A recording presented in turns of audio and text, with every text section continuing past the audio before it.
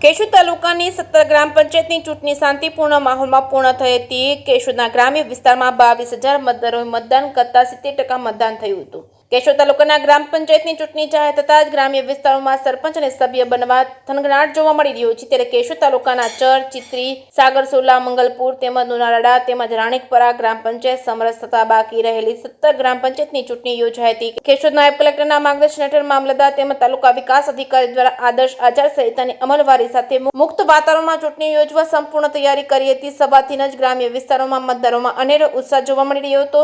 આવનારા 5 વર્ષ માટે ગ્રામ પંચાયતનું જન પ્રતિનિધિત્વ પસંદ કરવા પોતાના મતાધિકારનો ઉપયોગ કરી લોકશાહી પ્રણાલીમાં વિશ્વાસ વ્યક્ત કર્યો હતો। કેશોદ તાલુકાના આ ગ્રામ પંચાયતની ચૂંટણીમાં સરપંચ પદે પસંદગી કરવા મતદારોએ કરેલા મતદાન મુજબ બામણસા ગ્રામ પંચાયતની ચૂંટણીમાં કુલ 3047 મતદારોએ મતદાન કર્યું હતું। ડેરવાણ ગ્રામ પંચાયતની ચૂંટણીમાં કુલ 823 મતદારોએ મતદાન કર્યું હતું। ફાગડી ગ્રામ પંચાયતની ચૂંટણીમાં 823 મતદારોએ મતદાન કર્યું હતું। ખમેદાણા ગ્રામ પંચાયતની ચૂંટણીમાં કુલ 1802 મતદારોએ મતદાન કર્યું હતું। કેવદરા ગ્રામ પંચાયતની ચૂંટણીમાં કુલ 2591 મતદારોએ મતદાન કર્યું હતું। ખીરસરા ગ્રામ પંચાયતની ચૂંટણીમાં કુલ 1520 મતદારોએ મતદાન કર્યું હતું। મરડા ગ્રામ પંચાયતની ચૂંટણીમાં કુલ 550 મતદારોએ મતદાન કર્યું હતું। મગરવાડા ગ્રામ પંચાયતની ચૂંટણીમાં કુલ 1463 મતદારોએ મતદાન કર્યું છે। માણેકવાડા ગ્રામ પંચાયતની ચૂંટણીમાં કુલ 1682 મતદારોએ મતદાન કર્યું છે। નોજણવાવ ગ્રામ પંચાયતની ચૂંટણીમાં કુલ 912 મતદારોએ મતદાન કર્યું છે। પસવાડિયા ગ્રામ પંચાયતની ચૂંટણીમાં કુલ 235 મતદારોએ મતદાન કર્યું હતું।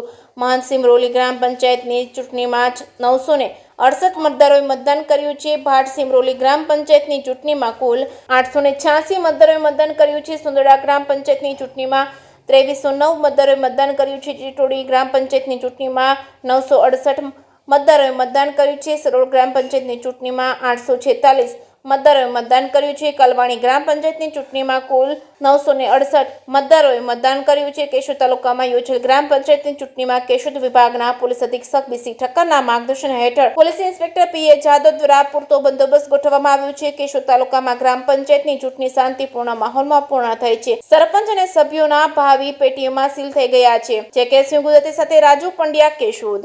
મારું નામ ભક્તિબા ઉપેન્દ્રસિંહ રાયજાદા। આજે મારો ફર્સ્ટ વોટ હતો અને અમે અમદાવાદથી સ્પેશિયલ વોટ આપવા માટે મારા ગામે આવ્યા છીએ અને મીડિયાના માધ્યમથી હું એટલું જ કહેવા માંગુ છું કે અત્યારે જે મતદાનમાં જે ટકાવારી ઓછી થતી જાય છે એના માટે લોકોએ જાગૃત થવું જોઈએ અને પોતાની ફરજ અને અધિકારને આપણે સરખી રીતે નિભાવવો જોઈએ।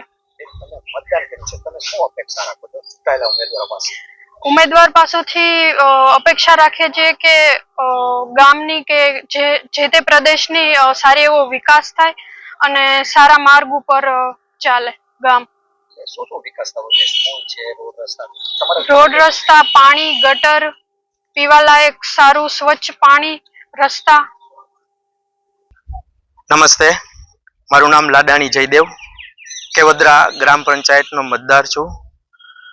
ઘણા વર્ષ પછી ચૂંટણી ગ્રામ પંચાયતની આવી છે। અત્યાર સુધી આપણા ગામની અંદર મંત્રીશ્રીનું શાસન હતું, પરંતુ આજરોજ ગ્રામ પંચાયતની ચૂંટણી હોય, હું તમામ ગ્રામજનોને વિનંતી કરું છું કે મતદાન કરવું એ આપણી ફરજ છે અને આપને જે ગમે છે એ પ્રકારે આપણે વોટ છે એ કરવો જોઈએ।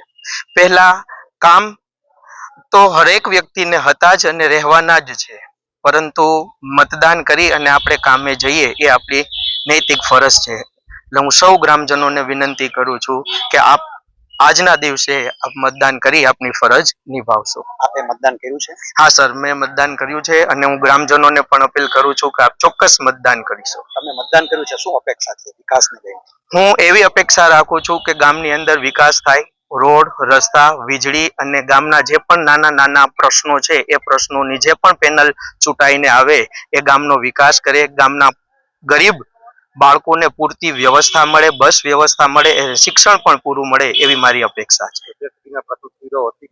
પ્રાથમિક સુવિધાઓ હતી જ સર।